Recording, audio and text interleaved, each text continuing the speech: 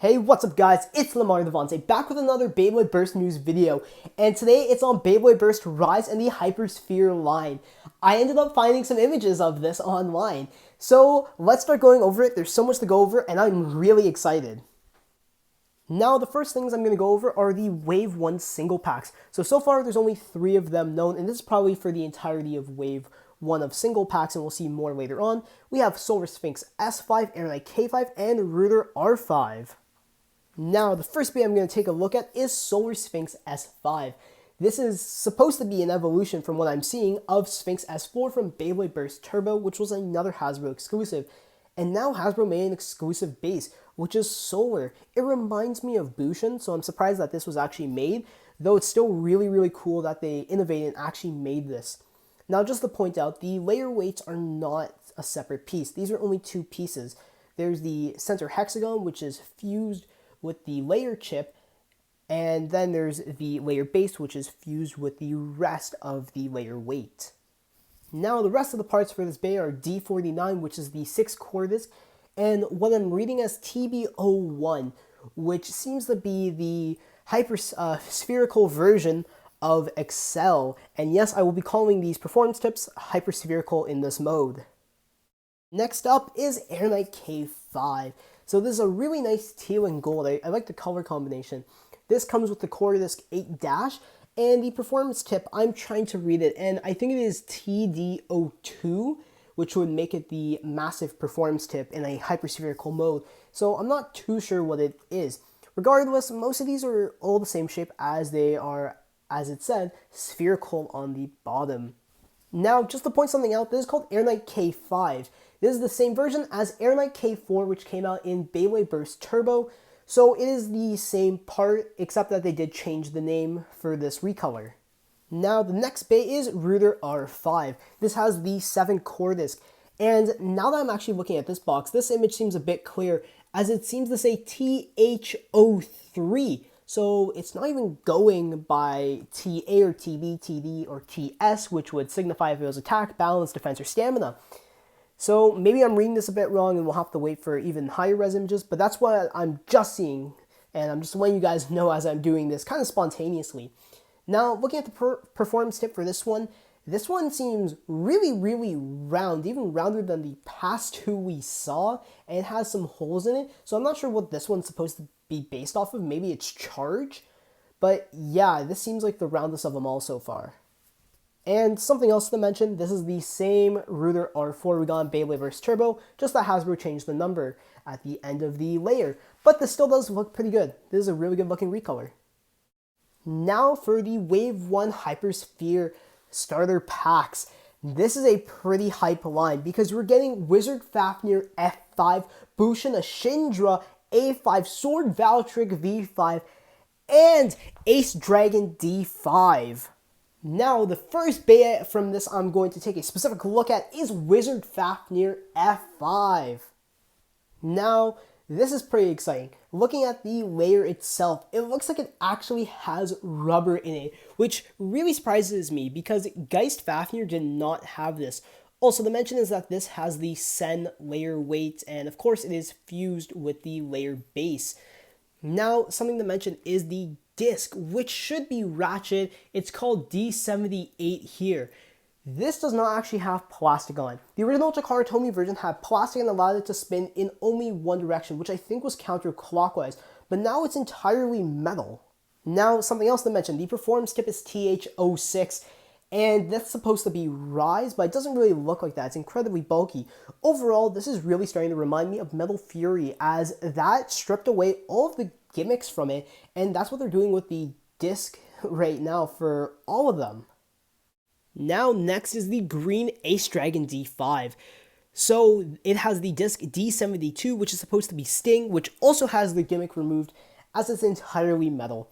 And the performance tip, from what I'm able to see, it's TH03, or maybe that's an 8, I can't see it properly, and that is charge. So again, the gimmick for this is gone, so I'm wondering if they even hollowed out the disc itself, which would be disappointing.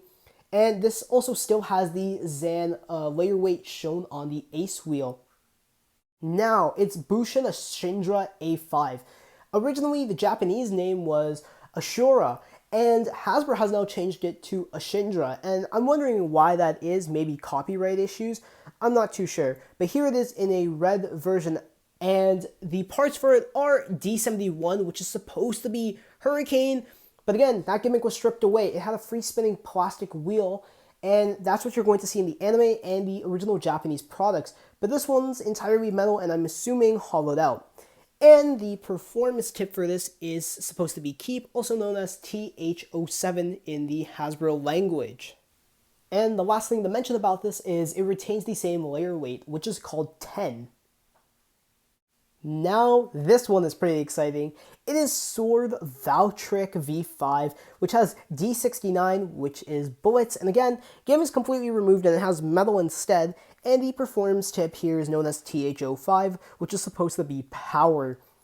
Now, I'm wondering how this is going to do because Blitz was very good because it was tighter on some of the layers. And I'm wondering if the Hasbro version is going to retain that, or because they've already modified it, they already fixed that, which I guess is considered an issue. And also the layer weight is Retsu, which has also been fixed. Well, not fixed, but retained.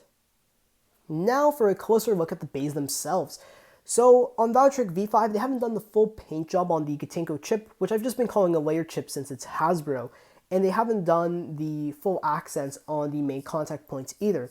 Now about Fafnir, if that is rubber, that's pretty great, but they didn't include the rubber on the head of the dragons on the layer base, so I guess they're doing some cost-cutting measures there as well, similar to what they've already done in Turbo. Now, the other two starters, we have the Green Ace Dragon, which has pretty much all the same details. The only thing missing is a bit of paint on what is like the swords on the layer base, but overall I think they've done a pretty good job. Now on Bushin Ashindra, they didn't paint all the swords. I'm not sure why, but that would have looked a bit nicer. And the Gatenko chip mostly has all the paint on it, but some areas which don't have it. So I'm surprised that Hasbro is kind of skipping out on all the paint details, because that's something I really liked about the Beyblades, but oh well, they still look pretty good. Now, when I first found these images, I first found these dual packs. We have Rock Dragon D5, but also there's Hydrax H5, and you're also getting Kraken K5. It's really confusing, and I'm going to look over these individually, but these were the most shocking releases to me. Now, the first dual pack I'm going to look at is the one with Cosmic Kraken K5 and Gargoyle G5. Cosmic Kraken K5 has the disc D73, and I have no idea what the heck that is. I honestly don't recognize it. And then it has TH02 as the performance tip, which I'm not sure what exactly that is either. Now for Gargoyle G5, it has D57 as the disc, which is 10, and TH07 as the performance tip, which is Keep, which I can see from the shape of it. Now again, Gargoyle G5 is just Gargoyle G4, but this color scheme is so much better, and I think it looks awesome. Now this is another Hasbro exclusive Bey here, Cosmic Kraken K5. The Cosmic Wheel is not exclusive, but we did get a Kraken K4 in a single pack, and now we got an evolution to it. And I gotta say, Hasbro's done a really good job. I think they've done honestly a great job with their exclusives, which are in the Hypersphere format. Now, the next dual pack is probably one of my favorites. This has Rock Dragon D5 and Orge O5. So for Rock Dragon, it still has Sting and Charge, which I'm glad that they kept. And for Orge O5, it has the Zero disc, and I'm not sure what the performance tip is, but here it is listed as TH05. So again, not exactly sure what that is supposed to be. I gotta say, these recolors also look really, really good. The Rock Dragon is the anime colors, but for Ogre, that is a recolor, and the blue looks pretty nice. The original one we got for Orge O4 was in red. Now the next dual pack has Viper Hydrax H5 and Dullahan D5. I'm really surprised because this has two exclusive pieces in here for Hasbro, which is Viper and Hydrax. I'm not sure if we're going to see Viper in Takara Tomy, but I will say that it does look pretty nice. This is using the 10 layer weight, and the disc, I think that is Hurricane actually, and the performance tip here is listed as TH15, so not sure what that is either, to be honest. Now for Dullahan, it has 11, and the performance tip is listed as TH03, which again, I'm still not sure which one that exactly is. Now, For these Beys, I'm really surprised we're getting a Hydrax because there is a Bey in Takara Tomy which is called the Hydra, which is also in the Gatinko / Hypersphere system. So I'm wondering how Hasbro is going to handle that, if this is our replacement for it. And Dullahan has a very funky recolor, and I'm actually fine with it. I think they did a good job. It's not the royal blue they're using, but I'm still very intrigued by it. Now for a quick closer look, there is Hydrax, and this is obviously based off of Hydra, and you know, that kind of reminds me of Hydronoid from Bakugan. The Viper wheel is really interesting, and I'm hoping Takara Tomy releases that, but this is kind of a square shape. It's probably not going to be great for anything. I don't see it being great for defense or stamina because it's not round at all, or attack because it doesn't have many aggressive attack points, so I don't think that's going to be great. Now a quick closer look at Cosmic Kraken and Gargoyle. The Gargoyle recolor is really nice. I think this is so much better than the green and silver one we got, which I did think was cool, but this one, it really reminds me of a Gargoyle, and specifically Gargonoid from Bakugan. Now, I also really like Kraken K4, so I think they did a really good job with Kraken K5. It really does look like it is an evolution.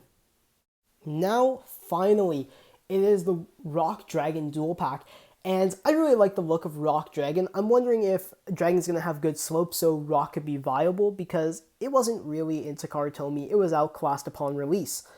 But man, it looks really good in the set, so good job to Hasbro there for keeping the actual colors, and this one retains pretty much all the details on the layer base too. Now to give my final thoughts on Beyblade Burst Rise in the Hypersphere line. Overall, they've done a good job on the Beys retaining the look of them. So while there may be paint missing on some areas such as the swords of Bushin or maybe on the chip of Valtryek, it's been pretty good and they look mostly like the anime when you're looking at the layers. Now, there has been the design change in the Wizard layer base where I'm hoping that is rubber, and if it is, the only what would be a major change is not having rubber on the dragon heads, but that seems like a design improvement if anything. And one thing I do dislike is the discs, because now they no longer retain a gimmick. Now, those gimmicks would interfere with the Hypersphere gimmick if they were kept, because they are fairly wide. But again, it's all about the accuracy, and it's sad that that's not being kept. And the one thing that is the biggest change of all is the performance tips. They're hyperspherical now. They're all pretty much round. It looks like they took a bouncy ball, cut it in half, and then slapped it on the bottom of a Beyblade. Now, all the performance tips are lacking distinction, and I really do dislike that because they all are just rounded on the bottom. The only one which does seem different from the rest is the one on Solar Sphinx S5, because it does have a flat part sticking out, which is, it actually has a tip to it and not just one giant half spherical piece, which is something that I'm not a big fan of. So that's something that I really did want to voice. Well, that's all for this video. I've shown you all the information that has come out. We don't have anything on the separate stadium for Hypersphere or the vertical drop battle set yet, but I'll keep you guys updated on that. So if you like this video, leave a like. And if you want to be updated for all my Beyblade and Bakugan content, hit the subscribe button down below. Thank you so much for watching, and remember to blade on.